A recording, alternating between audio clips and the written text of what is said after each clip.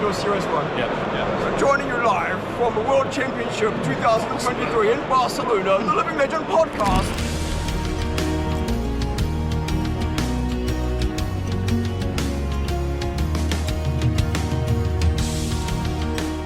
Well, if we're all ready, we can just go ahead and get started.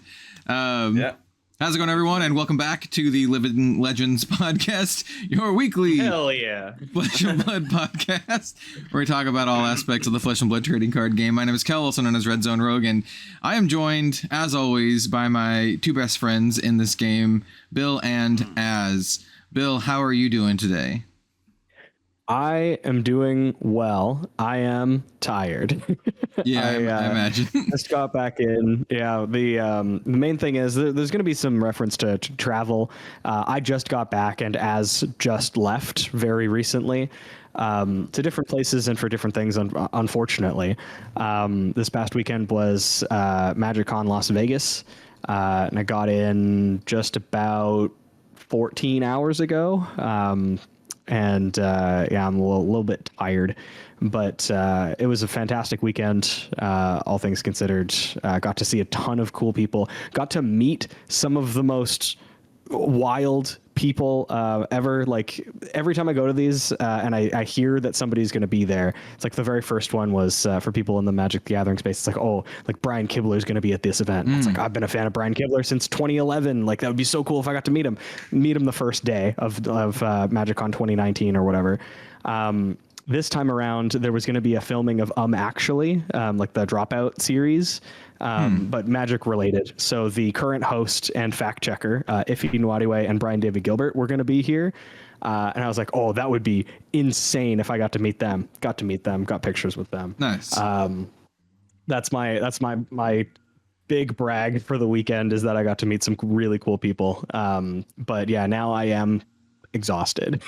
Yeah. Glad that my flight got delayed. My flight back got delayed like a few times in a row. So I'm glad that I finally decided to pull the trigger and message my boss at work and be like, hey, I'm actually not coming in. I'm going to be too tired. And she was like, that's fine.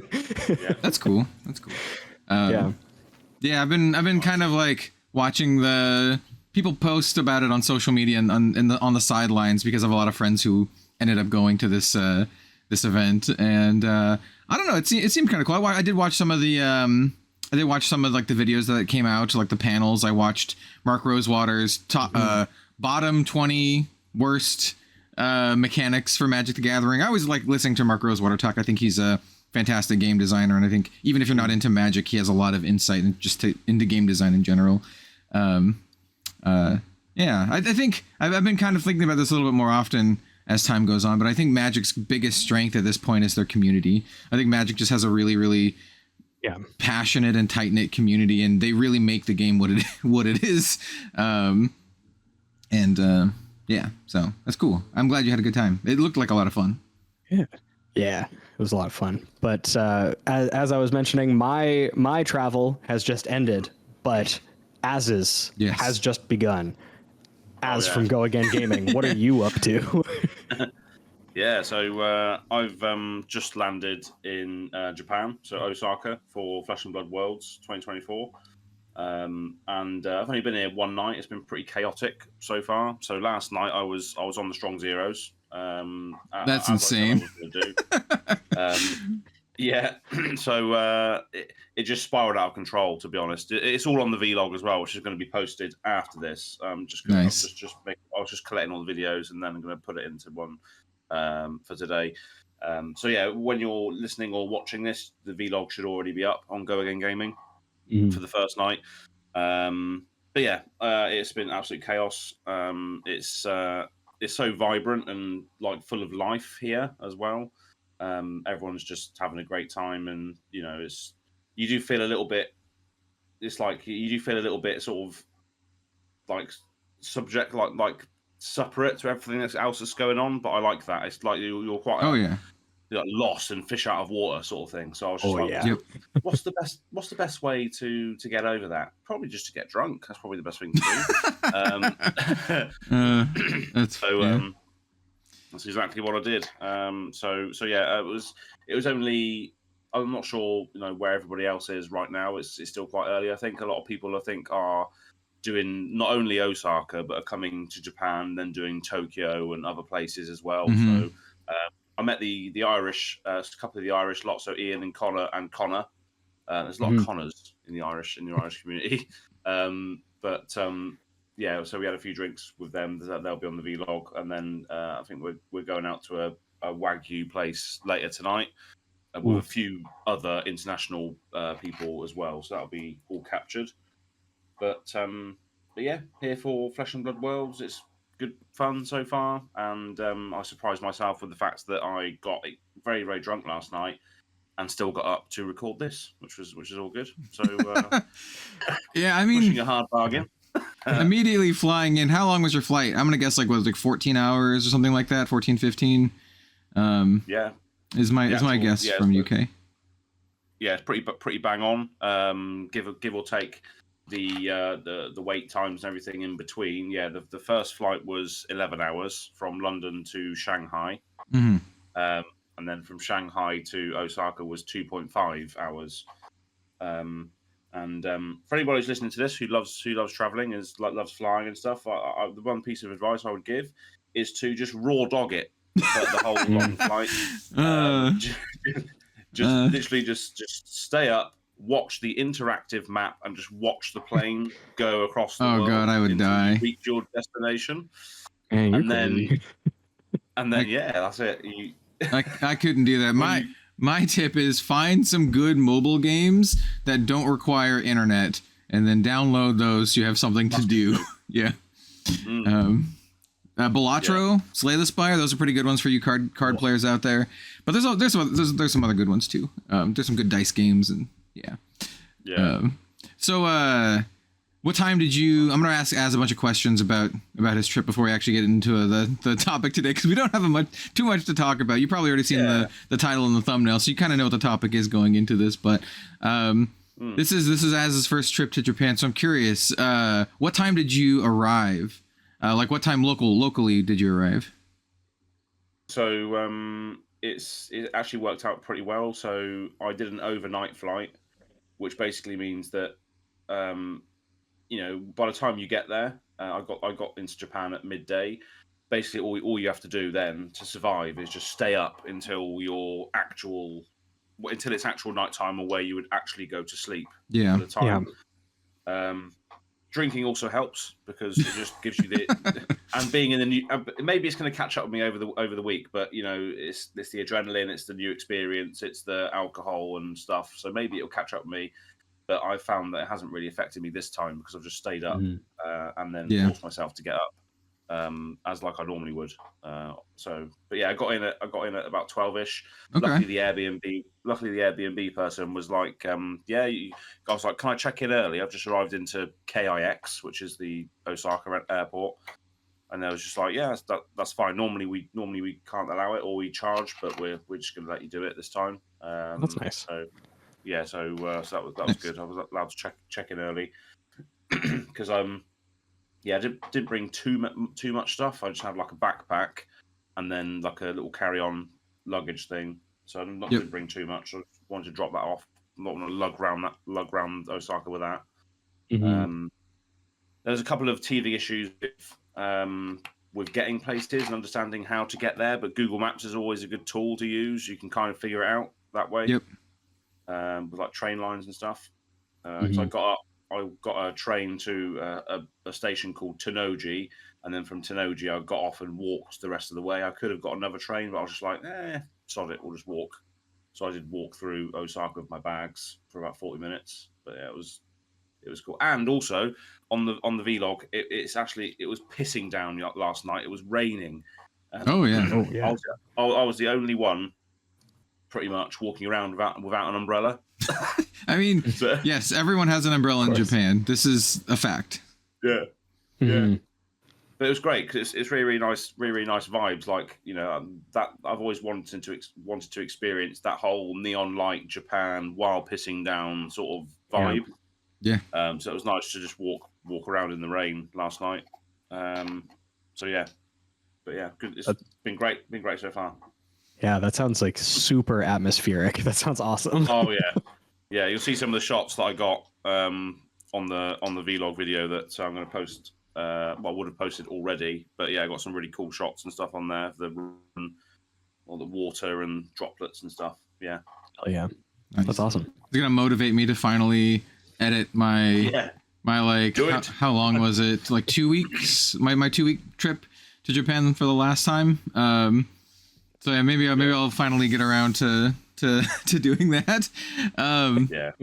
Well, when you see my vlogs, they're just literally just one clip after another. There's no sort of correlation. It is in the order of which stuff happened, but there's no like real editing job on these vlogs that I do. It's just every clip in there. Yeah.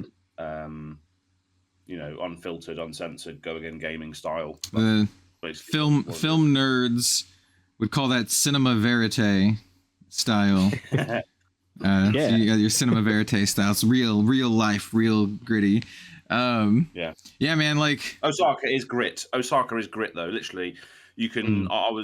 I got here and dropped my bags off, and then I went out, you know, for a bit, just to sort of get my bearings, just to understand where I was and everything, and done the laps around the block a few times, figure out where all the konbinis are and all this, and then the aforementioned konbinis, went into there and got a drink, and that was it. I was on the train after that, on the drinking train. But where was I going with this? Can't remember. Great. Oh yeah, so there's a lot of back alleys in Osaka, so you can just go out, turn left, and there's a back alley which takes you somewhere. But those back alleys just have so much character. Like every single alleyway has like little lanterns or neon lights or plants. You know, everywhere is so clean as well. Yeah, it's just great. People who've been to Japan will probably know what I'm talking about, and you probably would have experienced it already yourself. Oh yeah, Kelks, you've been before, but yeah, it's just great. I spent about awesome. Safe as well. Spent about a month in Japan total this year.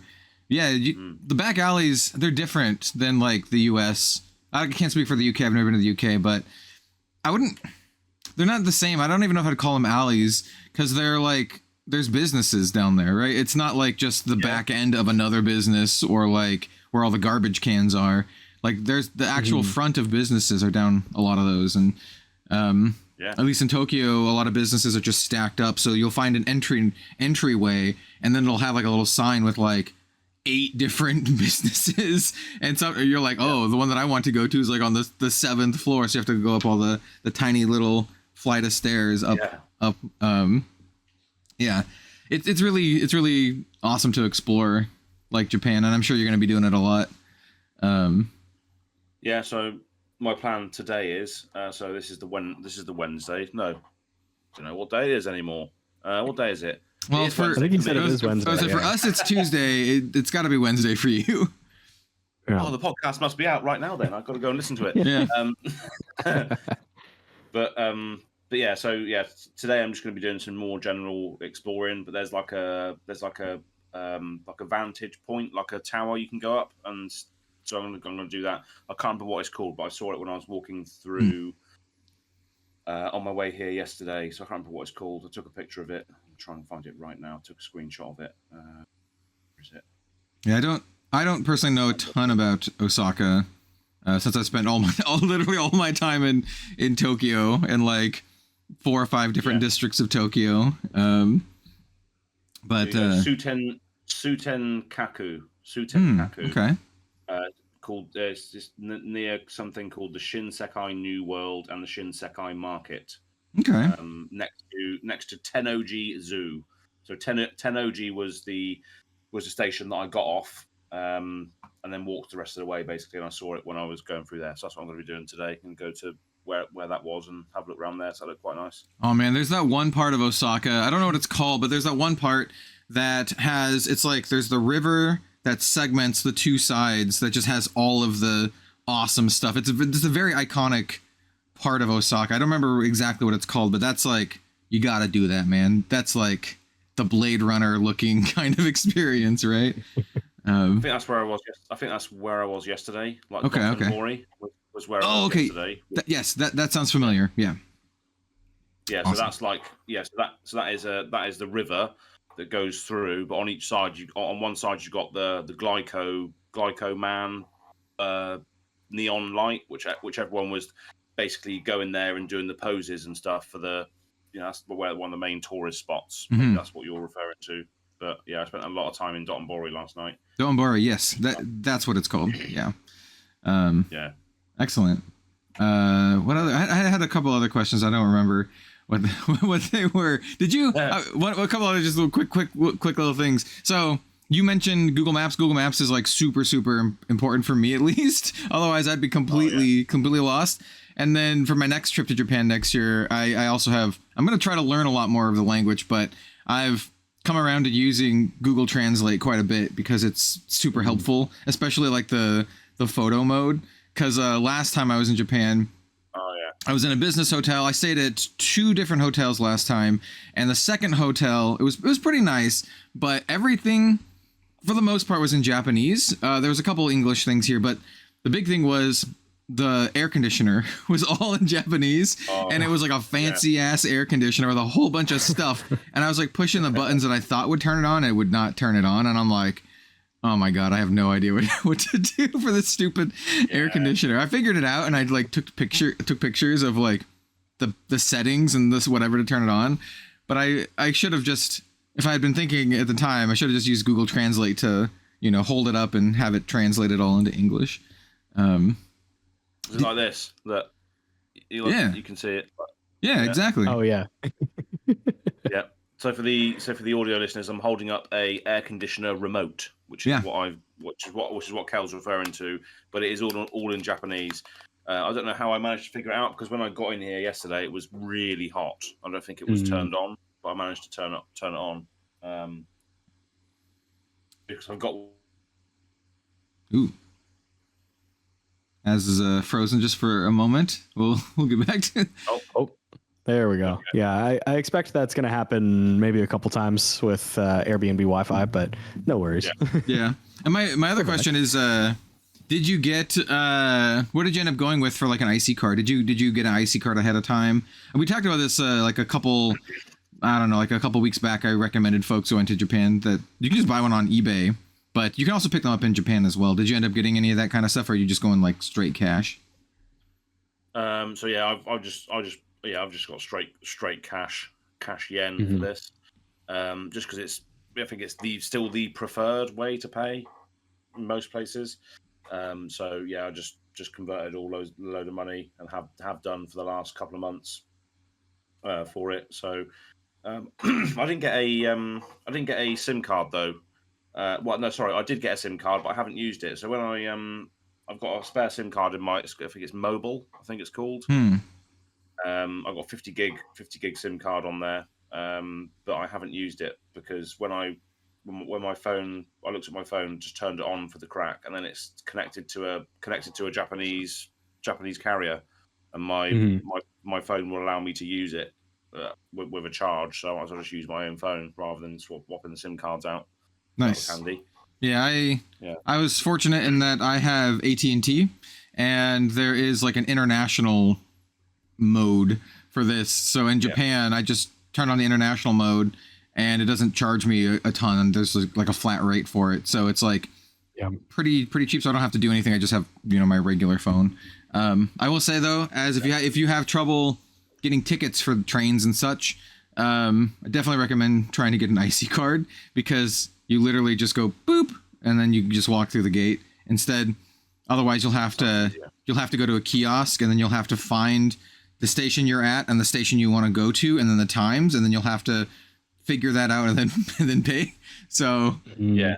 So yesterday, that's what I basically did. I went to the kiosk and then typed in Osaka as a station name. So I think I might have overpaid yesterday with my first train ticket, because I think that the ticket that I bought just allowed me to go anywhere in Osaka, but then I only used it to go to Noji.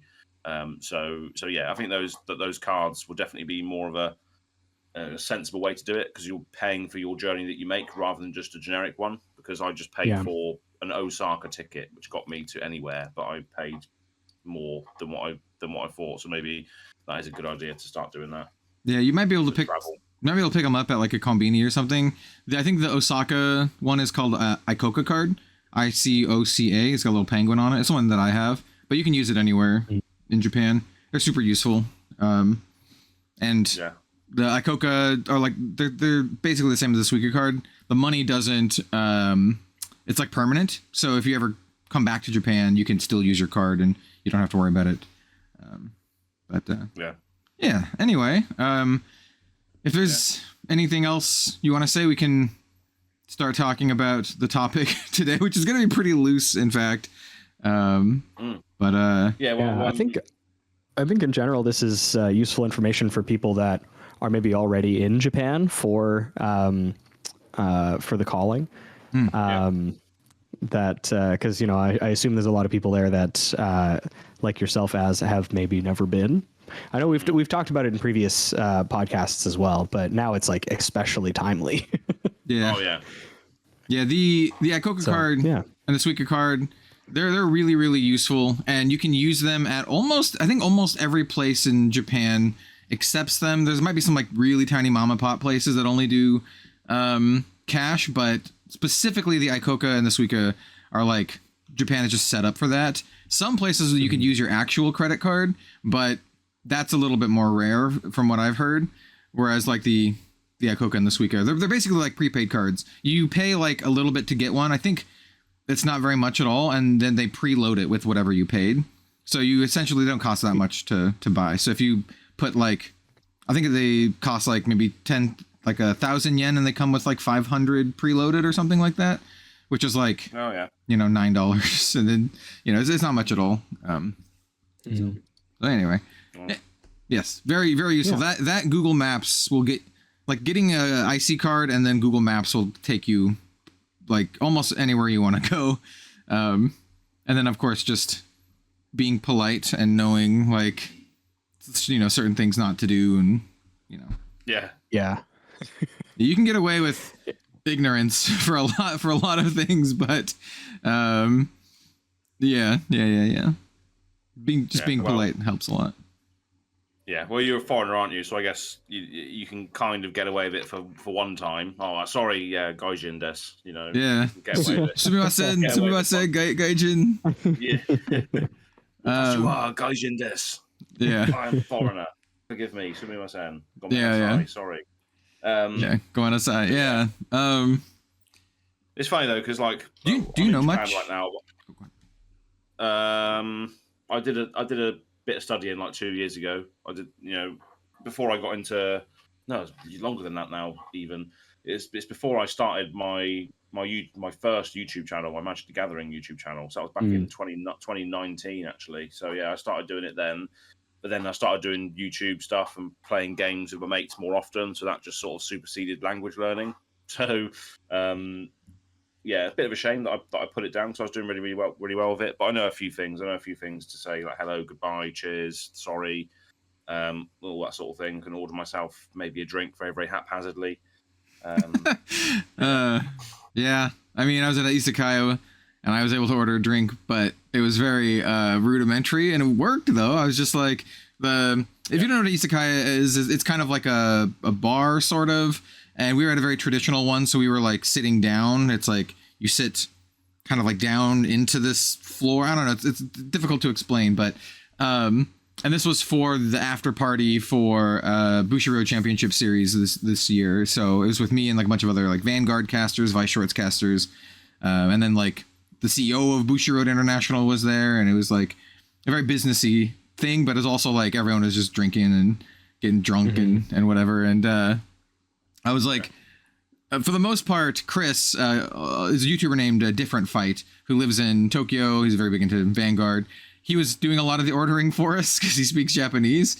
But I wanted more beer, and Chris was up like away talking with other people. And so the guy walked by, and I was just like, sumimasen, biru? And the guy was like, wrote it down, and then just went off. I'm like, hell yeah, it worked. He came back with a beer. Biru. Yeah. That's what we need. Yeah, fun fact, that's also how you say my name. Oh, yeah. Bidu. Yeah. How can you say a beer for Bill in Japanese? Wow. Comment below if you know. Bidu. Yeah. Although I think when you reduplicate, that's by the way, that's the linguistic term for when you repeat a word. When you reduplicate it, it probably just means tiny beer or like cute beer. Which I think is funny. Chibi bidu. Yeah, but yeah, in terms of something that I wanted to ask you about, since you're getting the 20 questions here, it sounds like you're enjoying your time already in Vegas, which is phenomenal, and I hope that the Irish boys don't. I hope they treat you well. I know they have the ability to, but also with the amount that you drink, and I assume that they drink, it's going to be a wild one. Oh yeah, gotcha. Yeah, it's going to be very, very wild. But yeah, outside of that, are you signed up for ticketed play events? Like, what are you looking to do during the actual event itself? It's funny that you say that, actually, because I was going to segue that into this. I've literally got it on my phone here, as you can see, like the events that I've circled. I don't know what that is. I don't know what that is. So Friday, Saturday, Sunday, I'm signed up for quite a few things. Whether that's my own participation that I want to get something for, or whether someone else has paid for my entry to then get the promo or whatever. There's a couple of things I'm picking up for a few people. So on the Friday, so it starts on, there's the player reception on Thursday, and player receptions don't have entry fees anymore. Like, you can just turn up. So I think Amsterdam was the same, where the player reception was not gated behind the entry fee. I think it's just like a celebration.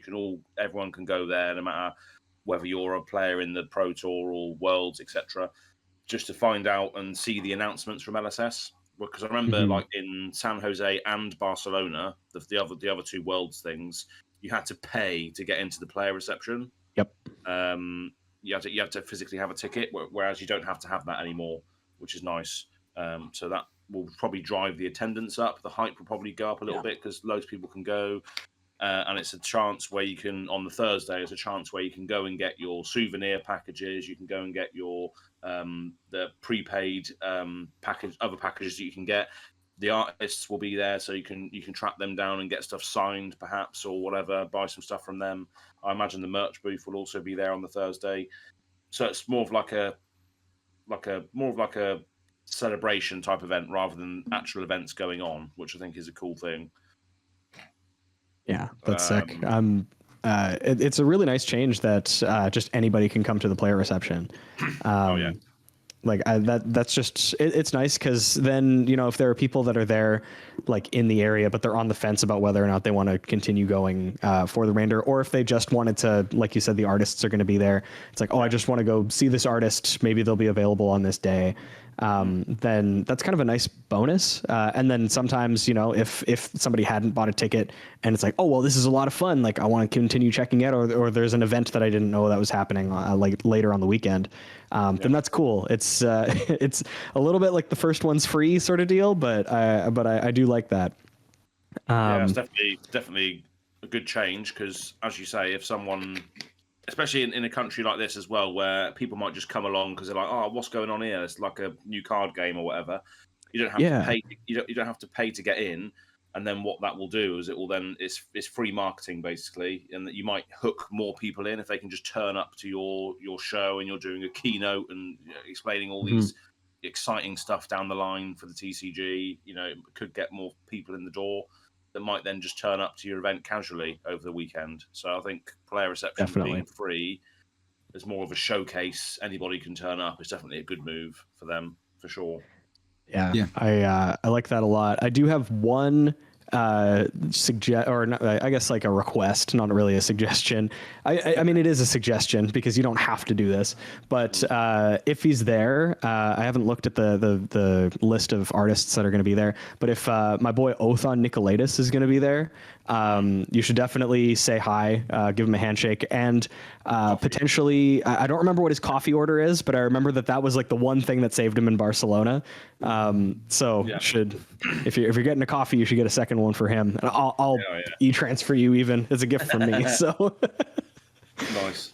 Yeah, I'm not sure. I can't remember. There is a list somewhere of all who the artists are. I know Jasada Suthi is going, so I've brought. Oh, nice. I've brought my judge jury execution mat, which I'll get signed, of course. That's going to be excellent. Yeah, so that's all coming full circle as well. So I got to spoil that card. Still one of the highlights, apart from the Azalea Armory deck. That's probably going to be the end of my spoilers, I imagine, unless Azalea gets more things. But but yeah, been great. But also going back to the so I've still got some strong zero hanging around here. Isn't it 8 a.m? Yeah. But well, yeah. To be fair, I didn't stay out too late last night. I did stay out too late, but yeah, it's all catching up with me a little bit. But we'll see how it goes. Going back to the events. So yeah, Thursday is the player reception. Friday is when it all kicks off. So that's obviously World Championship Day 1. So that's when all the action starts on Friday. But on the Friday, I'm signed up for an 11 a.m. Ira Scarlet Revenger English promo event where you play Rosetta Sealed. So that's double prize tickets as well. So a lot of the stuff that I'll be playing in will be side events that then give you tickets, which you can go and get some stuff for. But yeah, this one gives you the English Scarlet Revenger Ira token, which is cool. Probably a deck I will play. Probably the first Ninja deck I'll probably actually play because it just seems quite nice and simple. Yeah, that was great. Oh yeah, that sounds awesome. And then later on in the day, we've got 5 p.m. New Alluring Desire Japanese promo. Part the Mist Veil sealed, double tickets yet again. So this is an anime new that I'm getting for someone who I met at the ProQuest that I streamed. So Tom, the owner of the shop, introduced me to someone who was like, "Oh, can you get me a new while in Japan?" So that's an event that I'm doing for him. So I'm getting the new one, and again, that's part of the Mist Veil sealed, which I haven't actually done any of yet. I know you had some it's fun. success with that. Yeah, it's from what I remember, it's you windmill slam Enigma, and if you open a manifestation of Miragai, you win the entire tournament. Yeah, Card is not okay. I ended up going. What was it? Between two of the double points events that I went to, I went 7-1. I think I only dropped one game. And I think total overall from all the sealed, not including the calling itself, I think I ended up going, because I also went, so it would have been 7. It would have been 10-2 total. Because I went 4-0 with Enigma, 3-1 with Enigma, and then 3-1 with Zen. I was not able to play with New at all. My pool was terrible. I can't really speak to how good New is in sealed, but Enigma is very, very strong. And Zen, my Zen deck was just like, it wasn't even that good of a Zen deck. It was just like, I got a bunch of the, I forgot what it's called. It's the 3-for-7 common, that has like the big knight guy on it. It's like a 3-for-7. Oh yeah. It's not Push the Point, but it reminds me of Push the Point. It's Battlefield Bastion. That's the one. Yep. I ended up getting 3 reds in my pool and then 1 red Blanche. So I had 4 3-for-7s and then a whole bunch of the 0-for-4s. So it was just like good breakpoints, the deck, plus a couple like okay Zen stuff. So it'd just be like small attack, 3-for-7, like every single turn. And some of the players I played against, especially like the Japanese players, I love their reactions. They'd be like, "Oh," like I'd play like the 3-for-7 because they'd be waiting. I'd be like, attack with weapon. I'm like, okay. I'm like crouching tiger for 1. They're like, okay, and then I'm like 3-for-7, and they're like, So yes, those are my tips. Get a good Enigma pool or a good Zen pool. I don't know. It's fun. I think you'll have a good time. I think this. Yeah, I think you'll. Sealed is pretty good. Yeah. So 2 sealed events on the first day. Then going into Saturday is when the calling starts. and obviously World Championship Day 2. Mm-hmm. So I'm gonna play in the calling as well. I'm going to be playing Sandscour Greatbow Azalea rather than Death Dealer. Ooh, nice. I think it's I like Sandscour because it just gives you more choice. So if you build the deck in the correct way, you can just look at the top of your deck until you find the right stuff or allow you to find a good thing. Sandscour, I think that build allows you to sort of focus your strategy a little bit more. You might lose a lot more of the gas of Death Dealer because you just inherently draw a card when you play it, when you use it. But I think with all the stuff running around at the moment, you might want to try and find your interaction as soon as possible, like dashes, Viscerais, Auroras, all those really, really quick decks. You might want to try and find it quicker. But also the decks that you struggle against, you might want to try and find your Murkmire Grapnels, for instance, quicker or something like that. So I'm going to try a Sandscour list and see how it goes and just have a little bit of fun with it because I haven't really been able to play too much of it because it's always been Death Dealer. So I'm just going to give it a go, see what it's like. Historically, it was actually quite good in Hartford as well. When I went to the calling in Hartford, I was playing a deck that could use Sandscour and Death Dealer in the same list. And Sandscour again was used as more of a I need to find my interaction quicker before you outrace me. So maybe there's room for both bows in my list, but I haven't solidified it yet. So yeah, I'm going to be doing the calling. I don't expect to get very far, so I've also signed up for the 5 p.m. So the calling starts at 9 o'clock. So we'll probably play 4 or 5 rounds of that and see how it goes. And then the 5 o'clock event is the Dorinthia Iron Song Japanese promo, which I am getting for someone else as well. And that is Heavy Hitters sealed. So I'm doing Rosetta, Heavy Hitters, and Part of the Mistveil sealed in the first couple of days. So that'll be interesting. Heavy Hitters was always I played quite a bit of that in Hartford. Heavy Hitters sealed, and that's just by the numbers, flesh and blood, really, isn't it? It's just physical attacks and blocks and for the most part. Sort of I thought that was quite a good sealed, limited sort of experience. Heavy Hitters. So yeah, getting the Dorinthia Japanese anime art promo for someone back in the UK.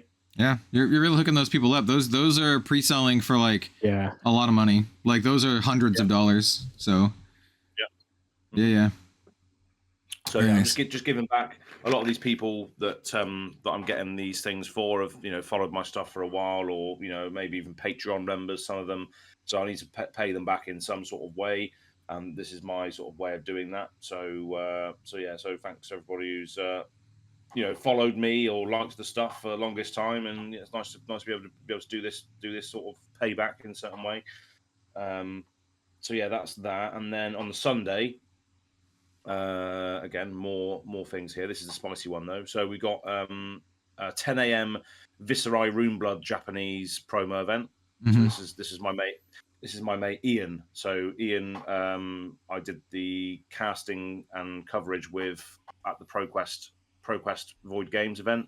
He was there also helping me with that. So he said, can you get me a Viscerai? Yeah, paid my entry. Here we go. This is Rosetta sealed again. So 2 Rosetta sealed this weekend, and this obviously double prizes again, and getting in the Viscerai. That's 10 a.m. And then later that day is the big event, which is the 5th anniversary pack Ira Scarlet Revenger Japanese version, double prize Rosetta sealed again. So sorry, 3 Rosetta sealed this weekend, and that's at 3 o'clock. Ooh. So we still don't know what is going to be in the anniversary pack. We still don't know that yet. So it comes with the Ira Japanese version, and then it comes with the 5th anniversary pack, which we still don't know what is in there yet. So I don't know what I'm going to do with that pack. I'm probably just going to crack it, but I'm going to wait. I was saying you should record it. Oh yeah. If I do, I'll record it for sure. But I maybe might want to wait to see what other people open first, see what is the potential of being in there, and then make a decision as to what I'll do with it. Oh yeah, I'm all for the content, so I would immediately open it and while recording and throw that up on YouTube as soon as possible. You'll get like thousands of views. Yeah, maybe I should just do that. But yeah, so we still don't know what's in them yet. So yeah, it's going to be definitely going to be interesting to see what everyone starts pulling out of those things when they're opened. So that's at 3 o'clock on Sunday, and that is the last event that I'm doing while here. There's a couple of like bits of space in between these events, so there might be time to do some more. But you know, I'm in Japan. I'm doing the calling, which is the main thing I can really do, and then getting all the other stuff for people, getting the 5th anniversary pack. That's pretty much what I've got on the list. But apart from that, probably just going to be enjoying myself while here. Really, not doing too much. Nice. How long are you there till? Oh yeah. So I've got a week here basically. So this time next week, I'll be leaving. Okay. So you'll be heading back. So you'll have like a couple, like 1 day extra or 2 days extra after the event, because like it's a Sunday, then you'll have like Monday and Tuesday. Yeah, well, Monday. So next week. So next Monday is the Osaka to Kyoto bike ride on the Monday. So I'm going to be staying in Kyoto Monday night actually. So I need to figure out what I'm going to do for the podcast that day, because when it's it's Wednesday when we record. It'll have to be So I'm talking trash. It should be fine. So it'll be all right. Yeah, it'll be the Osaka to Kyoto bike ride is on Monday, which is going to be fun. There's a lot of people that are going to be doing that. Again, it's going to be vlogs. Probably going to be a separate video in itself, like Osaka to Kyoto bike ride with a bunch of Flesh and Blood players, something like that.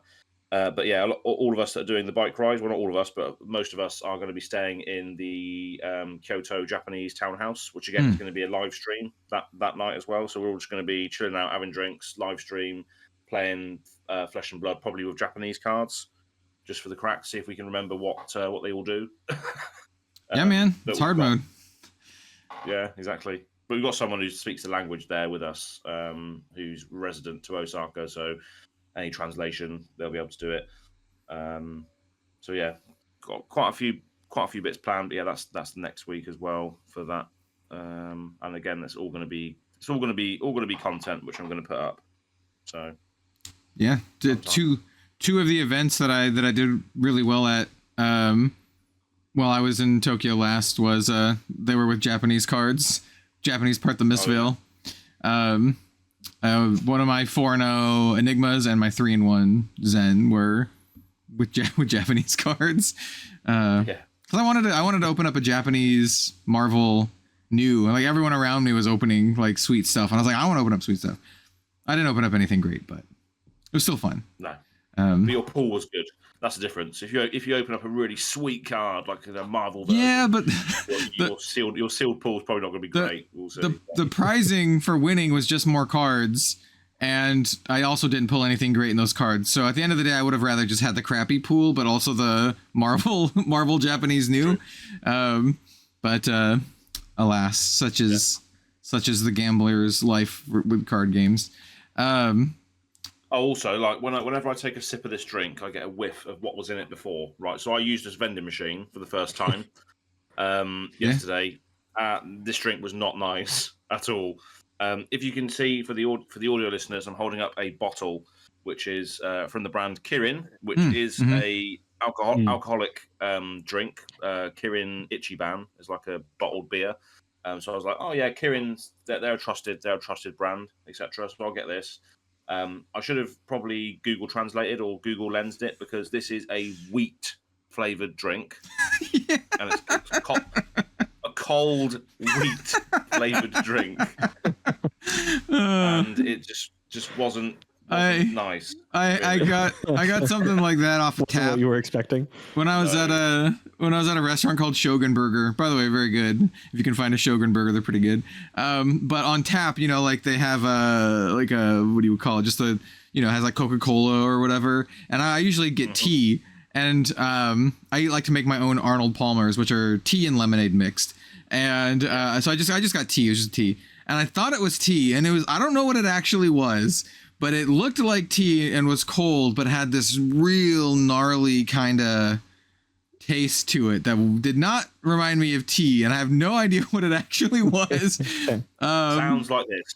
Gnarly, bitter, yeah. And I didn't want to be rude, so I just ended up drinking the whole thing. I didn't want to pour it out. So I just drank the whole thing. It was not great though. And then I was like, you know what? I'm just gonna stick to like Coca-Cola. Then the next time I just go after, I'm just gonna get Coca-Cola. Yep. My tip for drinks is any of the drinks that have like fruit on the picture, they're delicious. Especially the grape ones, they are so good. I think there's like a law in Japan is like if they put a piece of fruit on it, a certain percentage of that drink has to be like fruit, like fruit juice. And if it's like a cut fruit, that changes the percentage that can be on it. It's like this advertising law in Japan. Wow. So folks out there, you can go like look into it. But yeah, there's a law of like there's a picture of a fruit, a certain amount of it has to be like juice. And if it's like a cut fruit, it's different. The strong zero that I had a piece of cut fruit on it, so it's kind of fruit juice. Yeah, I mean, it probably I think cut fruit means it has like a little bit in it because my favorite beer in Japan, and this is my suggestion as if you can find this, you should order it and maybe take a picture and show it to me if you get it. But grapefruit beer in Japan is like baller. It's so good. I think I had an Asahi one, but I took a picture. I'd have to go find it. But yeah. I think you should be able to find like a grapefruit Asahi beer. If you are going with someone from Japan, if you just tell them that, like, hey, grapefruit beer, they'll be able to show it. I got it from a vending machine. I literally got it from a vending machine. It was a vending machine in my hotel. They had beer in the vending machine.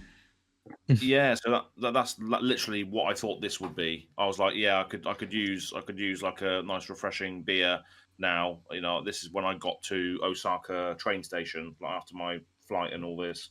I was like, yeah, okay, can I get a nice refreshing beer? Kirin, it was like that beery color. I was like, yeah, it's gotta be nice. And no, it was just a soft drink, wheat flavored, horrible thing. So I won't have that again. Can't go wrong with like the fruit drinks though. Like that's one of my favorite parts. It's weird. This is one of my favorite parts of Japan. I just always walk around with a bunch of change in my pocket. And anytime I'm thirsty at all and I'm walking around and I see like a vending machine, I'm like, walk up to the vending machine. Hey, look, there's a fruit drink or a grape drink. And then just pop in like, I don't know, like 100 yen or whatever. The citrus drinks and the grape drinks are all delicious. I just go by picture because I don't remember, but go ahead. Yeah. Well, I also had takoyaki yesterday as well, which is the deep fried octopus. Yeah, balls. takoyaki. That shit will destroy your mouth. It's really hot. Oh yeah. So when you bite into it, it sort of like explodes to like hot. So yeah, you do have to be quite careful with it. But it was very, very nice. It was basically the stomach lining that I needed before I started drinking strong zeros. Right.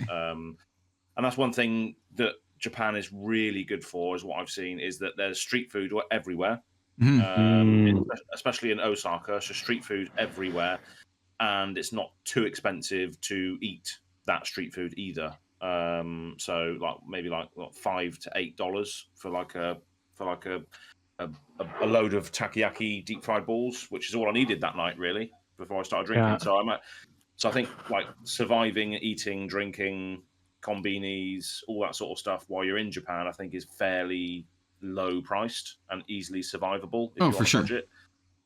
So that's another good thing about the place as well, is that you can survive quite easily on not much budget if you need to. I mean, I have a bit extra that I can use towards, you know, copious strong amounts of strong zero, but that's all for the vlogs and stuff. So I'm happy to pay that price. The actual food's not bad. Yeah, it's pretty cheap. I woke up this morning to a ping from the Flesh and Blood Ireland Discord from a good friend Ian, goes by Hellboy Returns, and the message was just, "Hey Bill, where are you at?" And I was like, well, and he had recently changed his his name, at least in that Discord, so I didn't recognize it at first. So I was like, oh, it's maybe somebody that doesn't know that like I'm gonna be there. They saw Az and so whatever. I click into it. It is Ian, and it's a selfie of him and you eating takoyaki, and I immediately responded with, "God, I love takoyaki and the Irish contingent and Az. God bless." Oh wow! Can you share that in our chat? I haven't seen that. Yeah, I don't even remember taking that. I don't even remember it. That doesn't surprise me, honestly. Do I look absolutely steaming in the picture? Do I look steaming? I would definitely say that. Here, hang on. I'll just send you a screenshot of that, and then also of my response, just for posterity. But yeah, good kids. Oh, wow. Those Irish. That's a funny. Hold on. A wonderful time. Hold on, let me. Here, I'll pull that up for folks. Give me 1 sec. Yeah. As just having a rager of a time, having a love affair with that takoyaki. Literally. Chrome image. Yeah, that whole sort of group are great, aren't they? They're very sort of fun loving, but also very good at the game as well. Yeah, unbelievably friendly, welcoming, like you said, great at the game. Holy there we go. Pull that up in real time. But there you go. Yeah. There you go, everyone. Oh wow! So the visual viewers can now see my very excited face as I delve into that takoyaki. Yeah, Az is being flanked on both sides by this scalding octopus balls. Yeah. Fantastic. That was funny. Gotta get it with like bonito flakes and maybe some mayo. Maybe some mayo. Yeah, there was 2 sauces. There was a mayo and then maybe a hot sauce, and then also the flakes. Oh yeah. Yeah, it was very nice. Very good stuff. Fish flakes, I think. Yeah, bonito flakes. Wonderful type of fish. It's very kind of like smoky. Yeah. Mm-hmm.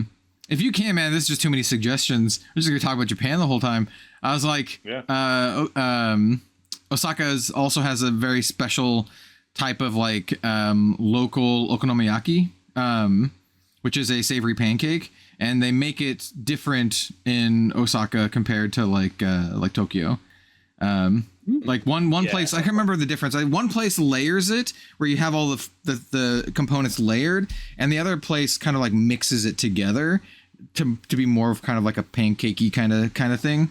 But it's a savory pancake. It also uses bonito flakes and mayo and all that kind of good stuff. But yeah, that's another thing that I need to try while I'm here is the okonomiyakis as well, the pancakes, because I think they're not sort of local to Osaka. They're like local to Japan in general. But I think I need to try those as well for sure. They're very nice. Yeah, there's a lot of foods to try. Yeah.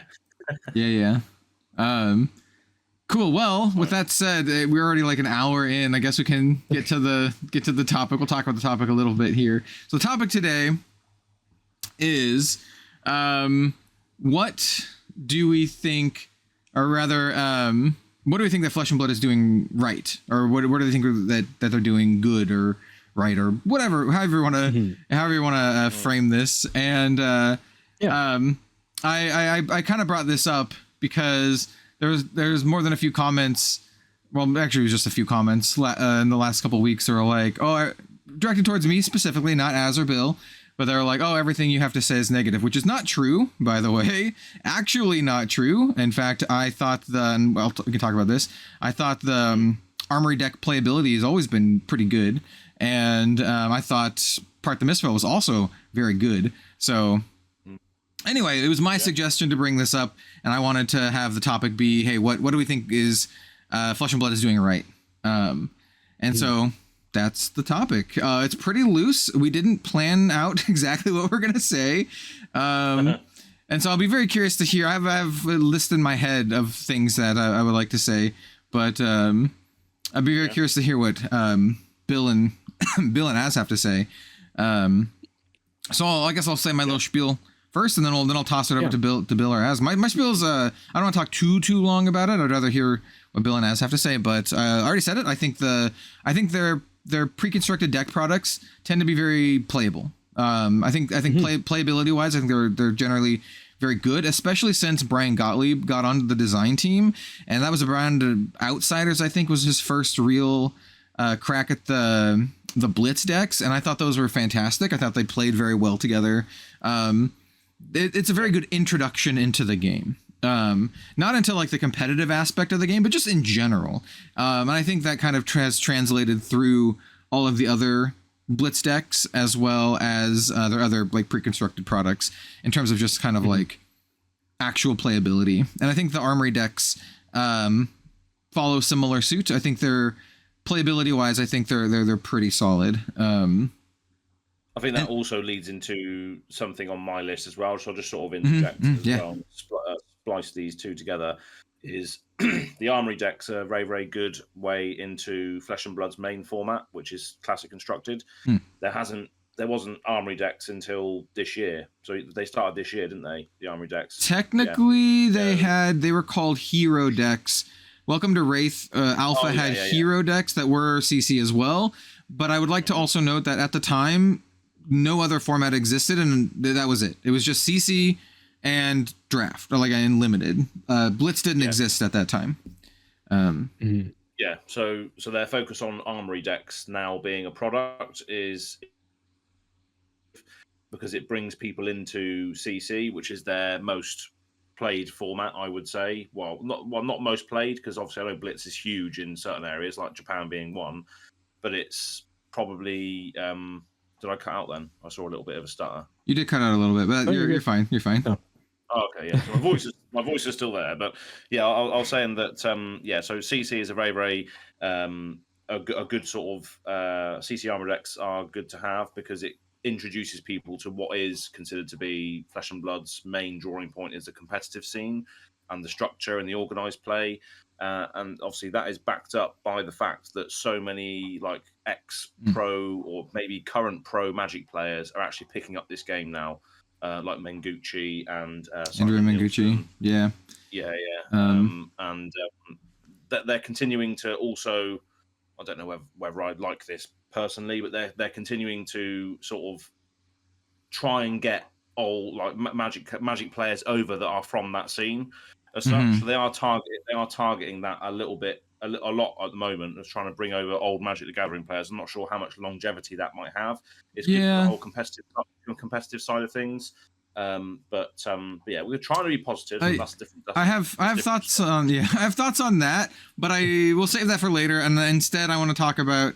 I'll jump off. I'll do what you did. I'll leapfrog from your comment, and that is a thing that I think Flesh and Blood is doing very well, and that's just fostering a competitive scene in general. I think they're one of the best games out there right now that is specifically for hyper competitive minded players. I think and they're really leaning into that in a lot of different ways. It really feels like they're putting a lot of their resources into that. It's one of the reasons I think that they have given for not being able to, or not doing stuff like PvE. Instead, that they're putting a lot of their focus into doing what they already do good, and that is the competitive scene. And with that comes everything else. With that, I don't just mean like, oh, the game is competitive, but I mean, I'm talking about like everything from the competitive circuit, from the LGS level all the way up to where Az currently is at Worlds. You also have like Pro Tour and everything in between. And so I think, generally speaking, they do that like very, very well. They have a good prize structure, like cash pricing for, by all intents and purposes, an indie game. They have a pretty solid cash pricing structure for that as well. So I actually think that's probably one of Flesh and Blood's biggest drawing points. That's just kind of like it attracts a very competitive minded type of person, and as you said, like there's some players from other games like Magic the Gathering who are starting to kind of pick it up. Yeah, exactly. What do you reckon, Bill? Positives? Yeah. Oh, I think there's a lot that they're doing really well. I'm a very vocal proponent of just card design in general. I know that we have mentioned in the past that like there are cards that are missteps, but you can't have those missteps if you're not also just trying to like innovate. And I think they are trying to pretty violently innovate, but they're doing so in a way that while there are like I have said that, you know, Transcend and the Mystic Heroes were just like a little bit overtuned in general. I still think that they're doing overall a very good job of not power creeping too far. And my proof of that, the way that to me, the way that I prove that is that there are cards from the first 3 sets that still see very wide play. There's something to be said about the Art of War just got like, banned. Yeah, Art of War just got banned. Like, and there's something to be said for, you know, like if we were to compare this to Magic just as like a baseline. Obviously, cards from the first 3 sets, Alpha, Beta, Unlimited, would still get played if they weren't banned because their balance is all over the place. But there are cards from the first 3 sets of Flesh and Blood that still see play that I don't think I would describe as inherently overpowered. Like I would just call them good. Like even some of the commons, I personally, depending on the deck and depending on the meta, I think that Nimbalism is just a good card. I think that Sink Below and obviously Fate Foreseen are like the 0 cost defense reactions and have been for a while. James maybe them being a little bit too strong. Yeah. They were a mistake for sure, but like they're not so much of a mistake that they're necessarily ruining games. They just already hit like the top end of what is acceptable for this game for this game engine. They did it like right out the gate, and that's fine. Yeah, it just means that they can't really innovate past that without it feeling kind of bad. Yeah, I think it just limits design space. I don't think they're like broken. Yeah. I think it's limiting design space just because they're so like generally good. Yeah. Like I think that even just the fact that they've acknowledged that and they haven't since printed like a free 0 for 5 defense reaction. Wow. They've acknowledged that this is the upper limit. Even that is something that a lot of other games that I've played, seen in general, they're just like, well, we already printed this, let's do better. And that's like a really slippery slope. And I think that they're actually being very measured in like sort of broad strokes. There are individual things you can point to, but that happens in every single game. Mm-hmm. So yeah, I think that their card design is in a really good spot. Like you guys were saying, I think that their organized play and professional play is in a really good spot too. But the one thing that I really want to like highlight as something that I think is exceptional is their in-person just large-scale events. I've only been to one so far, but obviously you guys have been to other ones, and I've seen how the other ones have gone. But Barcelona was phenomenal. It was so good. There was so much to see. It was well like thought out. The space was an appropriate size, so you could still like find seating. You could like sit down. The fact that there were obviously vendors and artists were all really cool. There was a meet and greet with the professor, which is like super sick. There's just like a lot of varied things to do. And the way that you can interact with the game doesn't need to be the same from one patron to another. You could be there just to watch people play in the main event, in World Championships, in the calling and whatever. You could be there only to hang out with the artists. You could be there to just hang out with friends and meet up with people. Like I got to meet up with a bunch of other content creators in the space and just say hi to them. I love large scale events. The fact that they also, I think Barcelona was the first one where they officially had merchandise, if I recall. I don't think the large scale event previous to that, if I'm wrong, please correct me in the comments, but I'm pretty sure this was the first one where they had like the sweaters, they had the t-shirts, and people were hyped for that. People were so unbelievably hyped. I actually had to buy at least 2 other sweaters. One was for Kel, one was for shout out Jay, Zen State Fab.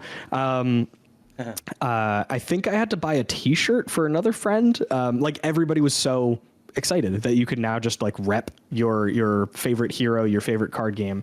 So I think that they have their finger on the pulse of like what gets the people going, and they're able to make good on it very well. And I don't know. It really inspires a lot of confidence in just the game because, like we said, I think right at the top of the show, the community is, or I think we said this about Magic, but I also think that this is true about Flesh and Blood. The community is very strong. The community is very passionate, very interested in just interacting in whatever way they can. I should clarify because I know community can mean different things. For Magic, I meant specifically the content creator community. I didn't mean like the general populace. I meant specifically. I'm sure the general populace is fine too. I don't know. I saw some. I don't know. But anyway, I saw some things with the commander stuff. It's a subset. I saw some things with the commander stuff that was going on recently, but what I meant is like generally speaking, the content creator community for Magic. Yeah. Because without them, the game wouldn't be as like exciting in my opinion as it is. I think content creators, like some of them who are my close friends of mine, but also some who are not, I've never met before. I think just do a great job in hyping up Magic. But we're not talking about Magic. We're talking about Flesh and Blood. I agree with Bill that generally speaking, the Flesh and Blood community is very, very good. That's not something that LSS has done at all. It's just the type of crowd that has surrounded Flesh and Blood, right? It's like this organic thing.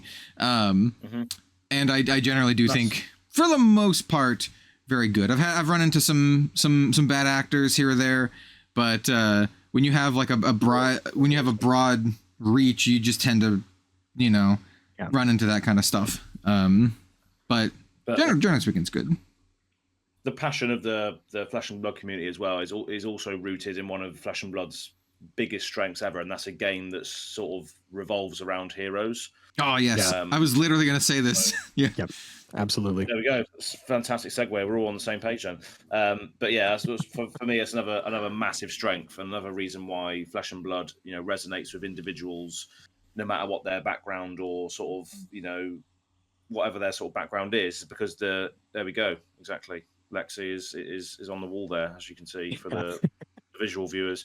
So it's just that anyone can come into this game and identify with a certain hero, and that creates passion and attachment, and then people get really passionate about the game and the heroes as a result. So I think that's something that Flesh and Blood continues to do. Obviously, of each new set, they release new heroes. We might be seeing maybe something soon with regards to any Japan reveals. So, of course, we'll be here to talk about all the Japan stuff next week on the podcast. But, yeah, Flesh and Blood just continues to attract people with nice looking heroes. I would be surprised if we didn't get, like, the name of the next set or something like that in Japan. I agree. I was going to say, we brought it up as an issue before, like as a negative, but I think it kind of swings both ways for the hero thing, right?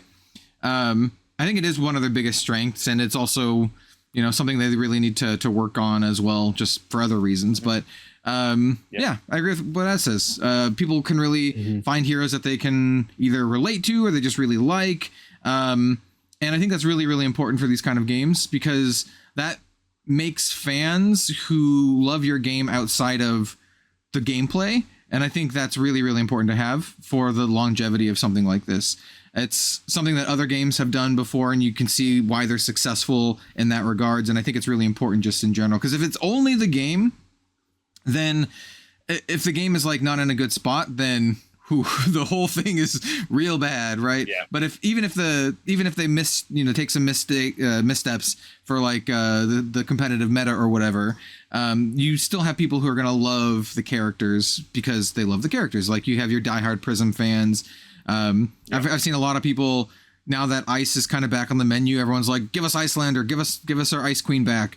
And I do think it's definitely one of the big strengths of the game, like for sure. And it's also one of the reasons why people want PvE so much, right? They want to just be able to play with the characters and the setting that they really, really enjoy, outside of a really competitive thing. They want to play it in a more cooperative environment. And I think that speaks a lot to that, because it's a game that is really, like, at its core, a very competitive 1v1 game. And you have a subsect of people who are very passionate about it, to the point where they're like, okay, that's fine and all, but can we just have like a co-op experience with all these things that we really enjoy? And I think that says a lot about just kind of like the fact that people love the setting and the characters so much. Hell, we did a D&D campaign set in this world, like a custom D&D campaign. Yeah. So exactly. Yeah, all the world building and the characters sort of feed into this world that people want to get lost in, and it's not like an IP. It's its own separate identity. It's not like, oh, this is Dragon Ball Z Flesh and Blood, or this is whatever Flesh and Blood. This is its own thing. People can resonate with new things and SpongeBob, things and SpongeBob Flesh and Blood, SpongeBob Armory Deck. But it's massive strength with Flesh and Bloods. For sure. I do also want to give a huge shout out. This is kind of tangential to that as well. But I always say this, and I always bring this up every time we talk about like just what we think Flesh and Blood's doing very well. And I really think that the creative team is super underrated. Just in general, everyone from Robbie Wen, the creative director, to like all the artists and art directors, and there's like Sam Yang and Henrik Lindner and MJ, and I think they just do an amazing job with the game. And personally speaking, when I look at any game, Flesh and Blood included, there's two big things that needs to be there for me to even care at all, like even to get in the door. One is fun gameplay, but the other one, equally important to me personally, is do the cards look good, and does the world, is it interesting enough for me to like want to like spend all this money on cards and collecting and all that kind of stuff. And it's one of the reasons why I immediately jumped on with Flesh and Blood back and Welcome to Wraith Alpha, because I looked at the cards and I was like, this looks awesome. Like, this looks like something that I'd really be into. So I think from the start, the creative team has done a fantastic job, and I think they're like the unsung heroes of the game, to be honest. Because without them, we wouldn't have just had that conversation about why people love the heroes so much, right? Exactly. It's because of the art team and the creative department. So yeah. I think they do consistently a great job, and they also did a good job of finding artists outside the normal swath of artists. You would assume a game like Flesh and Blood, even coming from the history with the Western style card game, they'd err a lot towards like Magic the Gathering style artists, and they have. There's some, right? There's like Steve Argyle, not Mark Tadine. That'd be awesome. Mark Poole, and like others as well. We have Olivia Prima and Billy Christian, but they've also like reached out beyond that into like Southeast Asia, even into like Russia. There's like a lot of other artists out there, and Flesh and Blood is kind of like, brought a light to their work, and I think that's really cool. There's some artists out there who I never would have even heard of if it wasn't for Flesh and Blood, and I think that's just great. Like Crovius, she's awesome. I've worked with her a couple times, as well as Daria Klebnikova, Iswardi Therianto. There's a bunch of them out there, who I would have heard of if it wasn't for Flesh and Blood. So I think it's great. Yeah.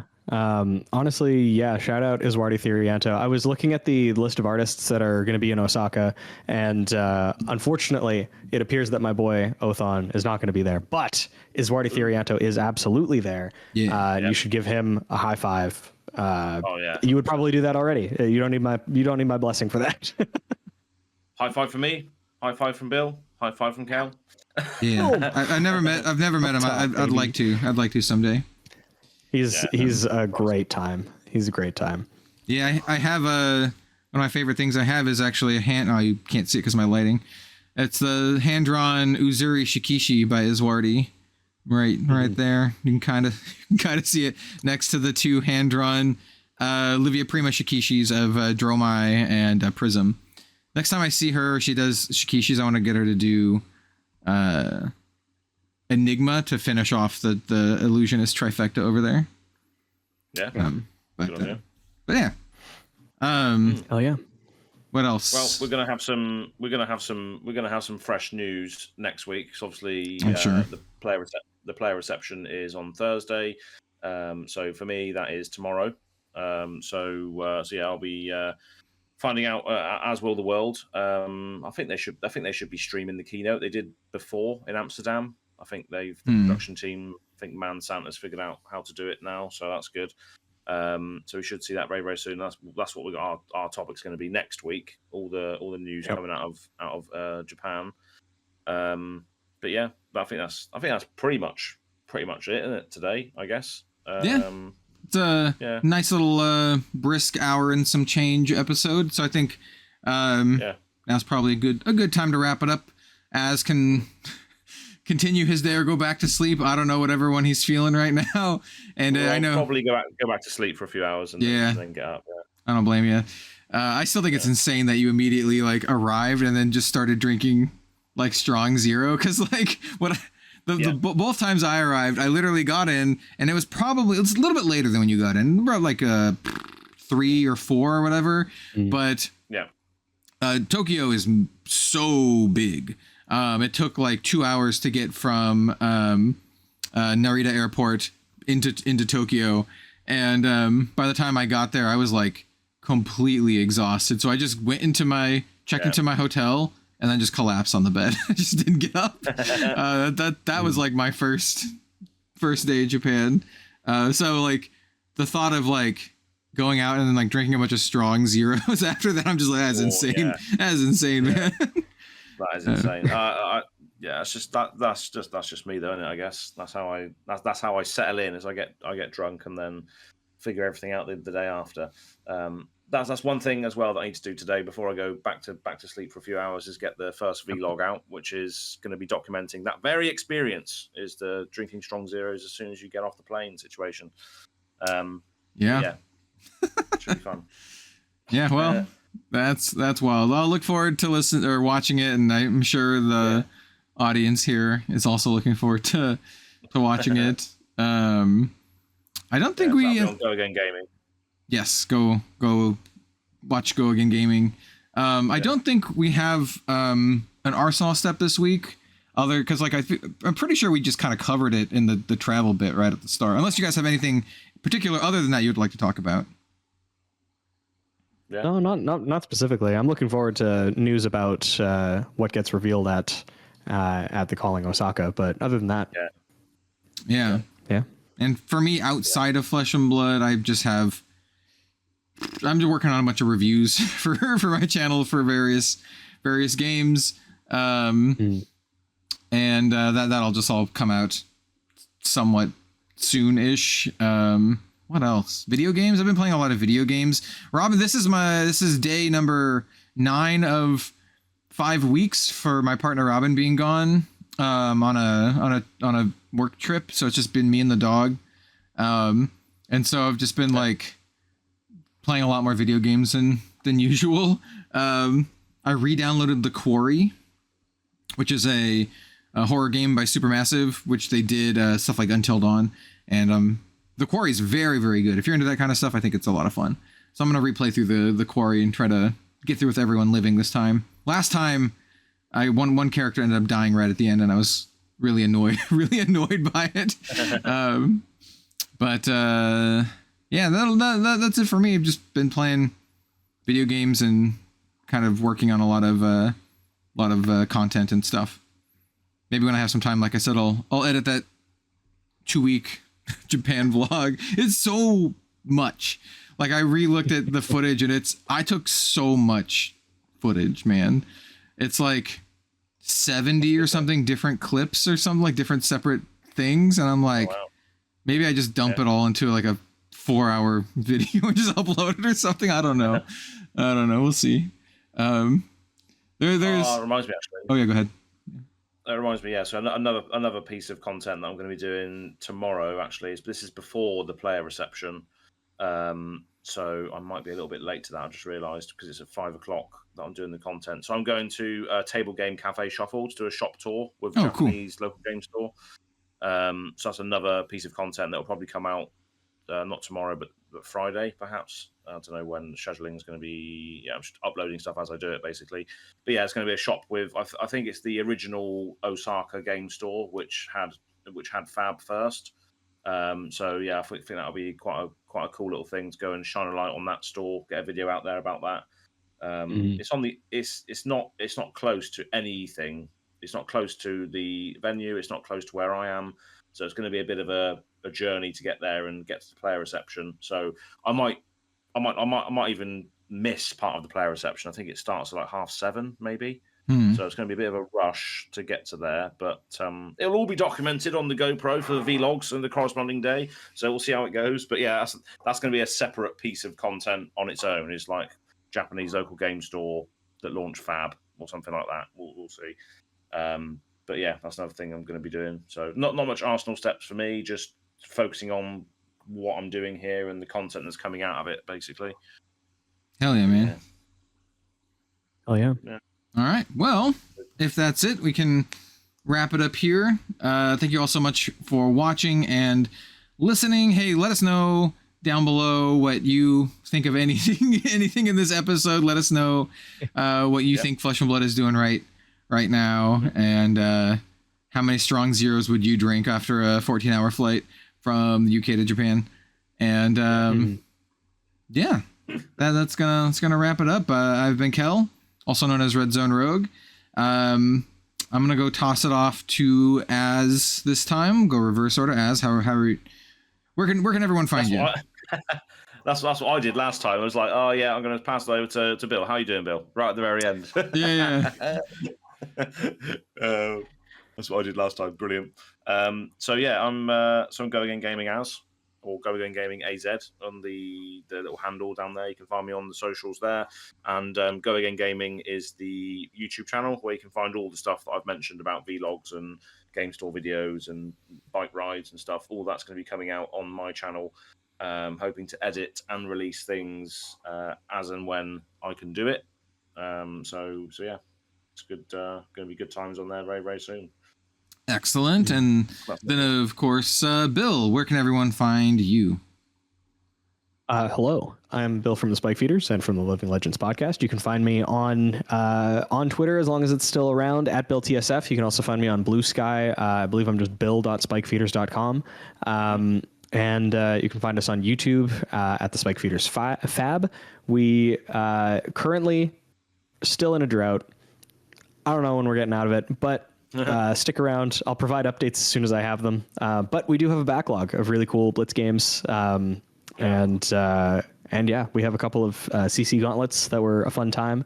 I think some amount of them are no longer technically like kosher because a lot of the decks played Art of War because that was what we did at the time. But still a good time, so you should definitely go check those out if you're fiending for some content. But yeah, that's me. Yeah, and like I said, I've been Kel, also known as Red Zone Rogue. You can find me everywhere at Red Zone Rogue, YouTube, Twitter, Blue Sky. I mostly cover a decent amount of TCGs these days over on Red Zone Rogue, but I do have like over 500 Flesh and Blood videos on the channel. So if you want to check out that monster of a backlog, you can. Or if you want to check out some like other games too, go check it out over on Red Zone Rogue. Yeah. And that's gonna be us. We'll see you next week for another episode of the Living Legends podcast. It'll be pretty interesting. We'll have a lot of updates on whatever the hell Az got up to in the interim. Yeah. And yeah, we'll hope to see you there. Thanks for watching, everyone. Yeah. See you later. Bye. See you around.